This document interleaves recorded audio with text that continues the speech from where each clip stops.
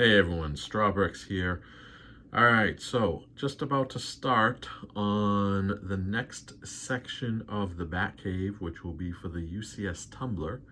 But before I get onto that, I have to really make some changes to the existing Batcave. The reason being is it takes about an hour and a half to 2 hours to set up the existing Batcave. And so what I need to do is I need to simplify the setup as much as possible, especially while adding a new section to set up. Because it's not so much of a problem to set it up, it's more of a problem when I take it down, because I usually work these shows, and that means, I'm taking down the show itself with a bunch of other people, and can't be spending too much time taking this thing apart. So it needs to be much simpler to take apart at the end of the show, because right now it takes about 45 minutes to take it all down, bag it up, all that kind of stuff. So I'll be redesigning the back wing section primarily, but it will affect kind of how the Batcave section for the 1989 Batmobile is done.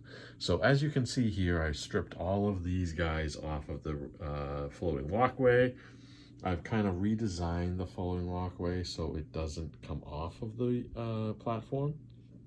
And now what I'm doing is the same kind of thing for this one over here.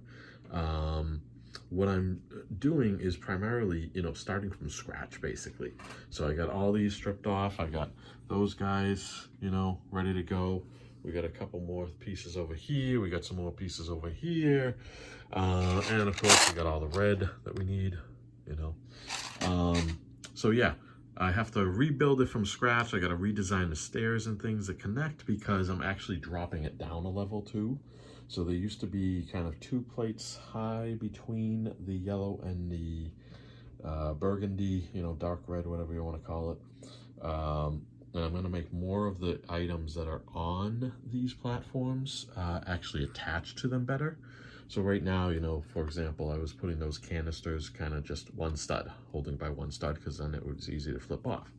So now I'm going to try to put them more permanently attached, so literally I can take out this whole panel and it's ready to go. That kind of setup. I think that'll help time-wise, and especially more efficiently to have others help me take it apart when it's time to do so at the end of the show. So just a short little video to show you kind of redesigning the existing Batcave before I start the building on the new Batcave section. So stay tuned.